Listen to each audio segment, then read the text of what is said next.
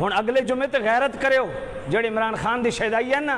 بسم اللہ الرحمن الرحیم۔ ویڈیو کے شروع میں نے آپ لوگوں کو ایک چھوٹی سی ویڈیو دکھائی جس میں امام مسجد صاحب یہ کہہ رہے ہیں کہ اگلے جمعے پی ٹی آئی والے اور عمران خان کے چاہنے والے غیرت کریں۔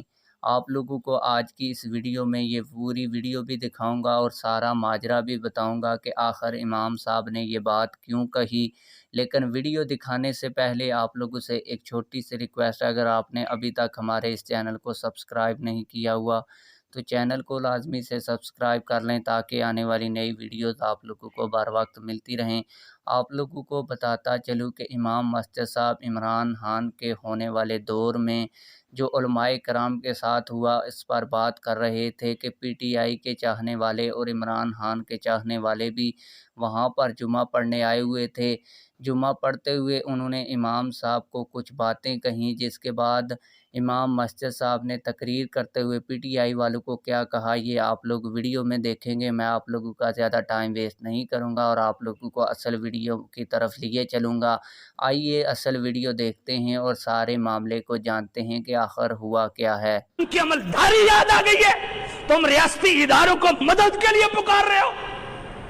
تم نے 3 سال میں علماء کے ساتھ کیا کیا ہے؟ دروازے توڑ کے رات 2 بجے علماء کے گھروں میں گھسے،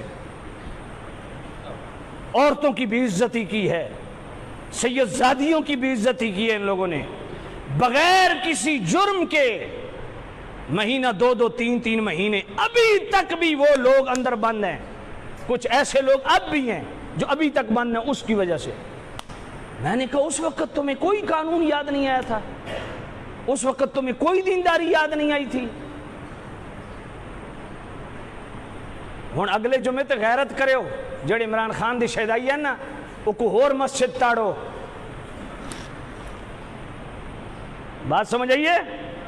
ہاں، ادھر آنے کی ضرورت نہیں ہے، ایسے بغیرت مقتدی کی مجھے ضرورت ہی نہیں ہے۔ جس کے ختم نبوت کی غیرت نہ ہو، ناموس رسالت کی غیرت نہ ہو، اسے یہاں عمران کے لیے غیرت آ جاتی ہے۔